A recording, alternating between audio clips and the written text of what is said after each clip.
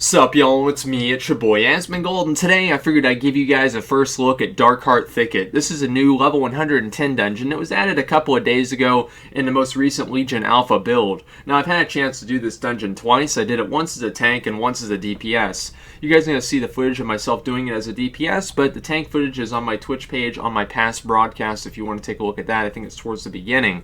Now a couple of things to note here is the first thing is I'm going to show you guys mostly bosses. But I'm going to show you a few cool trash pulls and basically at least like one instance of each mob in the dungeon that I thought was even remotely interesting.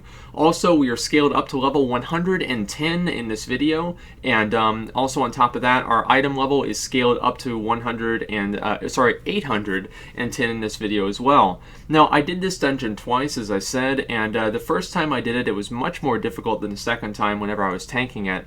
The only real boss that gave us any real trouble besides the first, the one thing that's very interesting about this is that there are like rare bosses. As you guys can see on my map, there's a little star there. That's the new indicator for a rare spawn on the map. And I went ahead and we tried to fight this mob, but since we only had 4 DPS for this this entire dungeon, basically, we weren't able to meet the DPS requirement. So besides that boss, which obviously we would have been able to kill if we had the DPS for it, the last boss was actually relatively difficult to do, and I'll be showing you guys the entire clip of that. And these mobs, oh my god, these are so fucking annoying. So what they do is they go underground, and then they burrow or something, and they plant themselves, and then they put that poison cloud up. So it's just like really lots of fun for melee. And so if you go in there, you can stun them out of it, so that's kind of good, but it's really, really annoying to have to fight these. As a tank, it really wasn't too big a deal to deal with, because obviously, sorry, I think I might be a little bit sick. Anyway, as a tank, it wasn't really that big of a deal, since obviously you can DR the magic debuff. So this is the first rare boss that we had here, and she seems to pounce on other players and put a debuff on them, and also summon 2 copies of herself.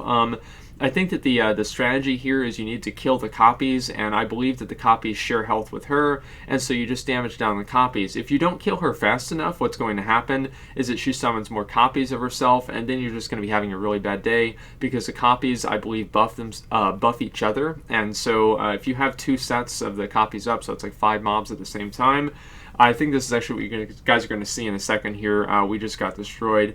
And as you can also see, the pouncing there is happening to our Warlock, and he just got killed very, very easily because he had all those debuffs on himself, and now I have a debuff. And it doesn't really do too much damage, but whenever it's on a bunch of different people, it does. And now, as you can see, there's 5 of them on our tank, and he's not really going to be able to stay alive.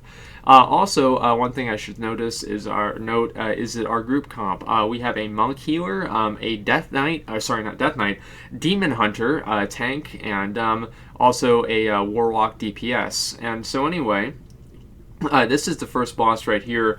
Archdruid Glaidalis, I don't entirely understand how to pronounce his name. He was relatively easy to deal with. The main thing that you need to know with him is that if you tank him standing to where your back is up against the wall as a tank, it's going to be very easy to deal with. He does 1 knockback. He also does a pounce onto other players. I'm not really sure if you can avoid it, but I'm fairly certain that you can. There was a charge, and he also puts down a poison cloud of like purple stuff. And see, there's the poison cloud right there. So really all this fight is just moving him around the room and making sure that you don't get hit by the poison cloud. That jump back and forth that he does seems to be very similar to one of the bosses in BRF, the Houndmaster guy, whenever he gets on his wolf pet and he does the jump back and forth. And I don't believe that the debuff stacks, and if the debuff is applied to you, the Grievous Tear, and you have to heal the player up to above 90% health in order to actually remove the debuff. So it's more or less a healer thing, but honestly, like guys, this fight was relatively easy to do. It was just making sure that you don't get hit by that knockback into the poison, and that your tank is able to correctly position the boss. Now, one of these clusters of potentiation, what these do is they give you 150 artifact power. If you guys don't know what that is, that's basically how you upgrade your artifact weapon and unlock different abilities.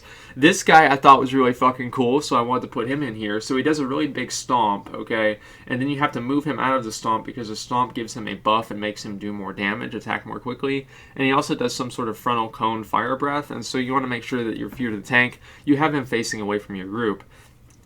I also really enjoy the model for this guy. I think this is going to tie really closely into the Emerald Nightmare, which is going to be the first raid in the Legion expansion. And this right here is the second rare boss that we fought. I think because see, we had to reset the instance after we I think at some point we did have to reset the instance, trying to find a fourth person.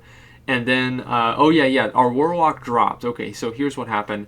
By the way, I'll explain the boss, and then I'll explain that. So basically, this boss is very simple as well. He pretty much just puts poison clouds on the ground and also applies a debuff to your tank. It's not really too big of a deal, honestly, and the poison clouds don't really do that much damage.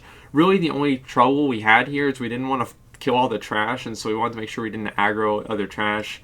And that was honestly it. See, the poison clouds there, I have over 1 million health. Like, it's really stupid, guys. It's really stupid. I have over 1 million health, and so, like, 30,000 damage is nothing. And so you can honestly just stand on these poison clouds, and it's not really going to kill you. This down here is, like, this little... Like, you go into this, like, lagoon area, and it has, like, these, like, little poison, or not poison, but, like, nightmare guys. They're very similar to the ones that we saw in Throne of Thunder, and pretty much they nightmare dwellers, so guess what? They fucking fear you. And on top of that, they don't really do too much else.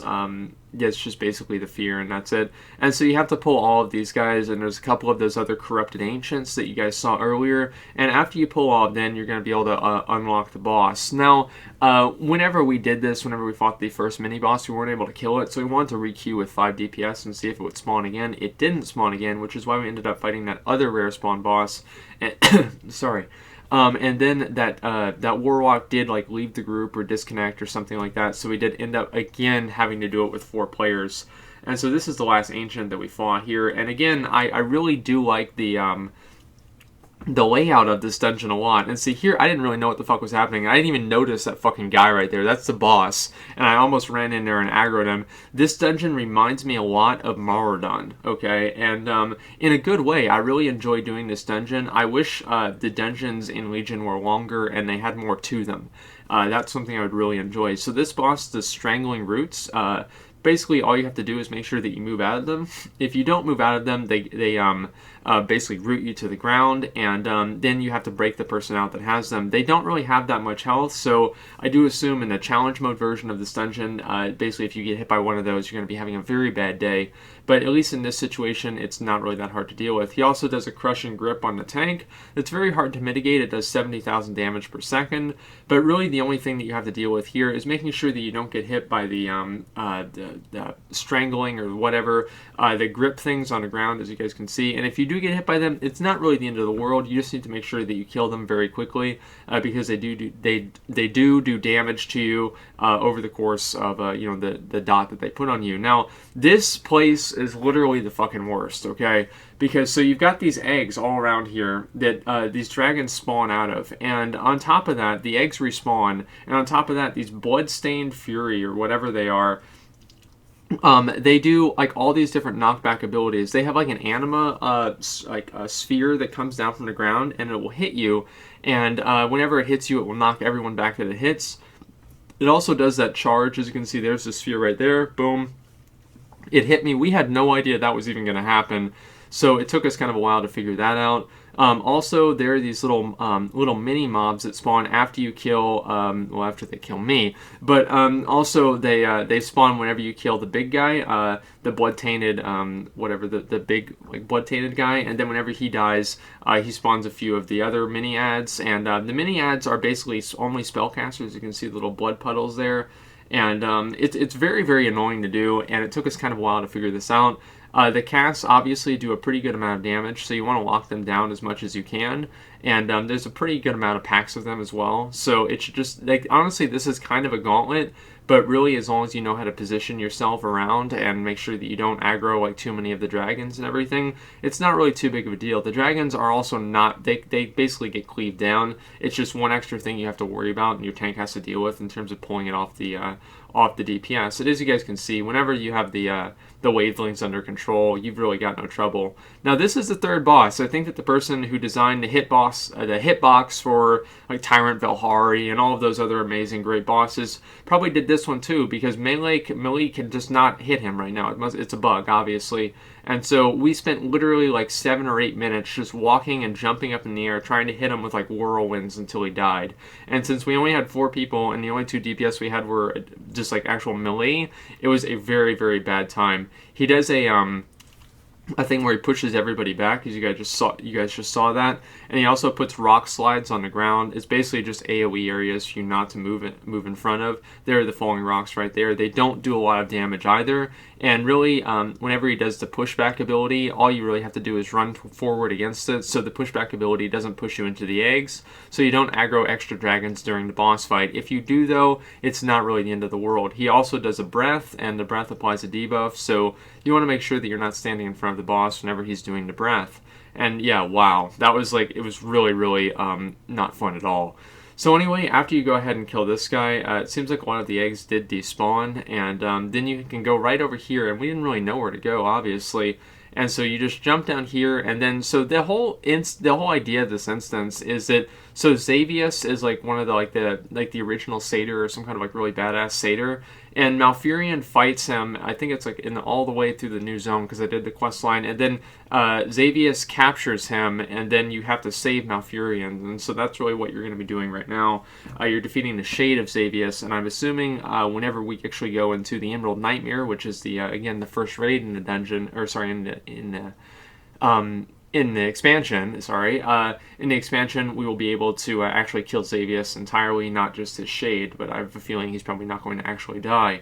Now, also, right down here, I really like the way this is set up, where you go through this little cave thing, or not cave, a little tree thing, or cave into the tree, and then you come to the base of the tree, and that's where you fight Xavius. There's a couple of pretty nasty trash packs here. Warriors right now on Legion Alpha are very, very weak at mitigating magic damage, so I took a pretty good amount of damage from fighting these packs on my warrior whenever I was tanking, but it seemed like the Death Knight didn't really have as much trouble.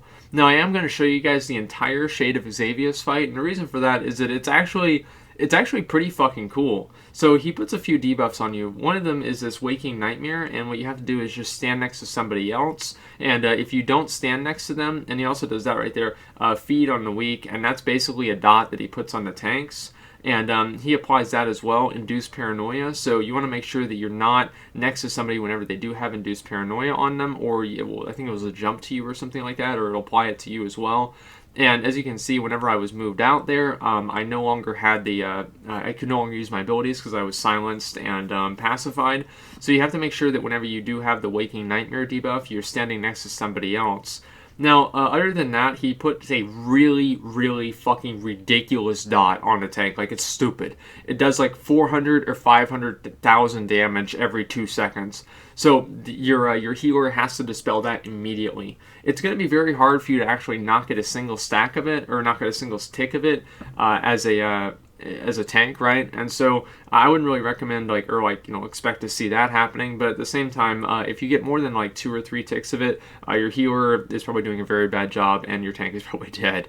So anyway, other than that, you basically just need to DPS this boss down to 50%. As you can see there, see a tank dropped very, very quickly. That was probably the dot.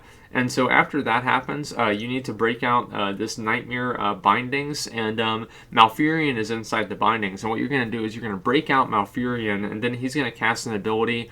This is something that we've been seeing a lot in Legion, because it also happened in Blackrock Hold, where after you break out some sort of a guy or some sort of part throughout the fight, this person helps you or something helps you, and you gain a very, very strong debuff, and it's basically like kind of an enrage phase of the boss where you fight him with the debuff. Very similar to how Sinestra was in Bastion of Twilight. Now, really all you have to do here is make sure that you don't stand in red things, and Xavius also does a pulsing AoE ability. None of this is really very important. Also, Xavius does heal back up to full health whenever this is finished, and I think it just doesn't matter how fast you damage him down, he's still going to heal up to full. And then after Malfurion's like recharging, and after he finishes that cast, he's going to go ahead and give everybody a buff.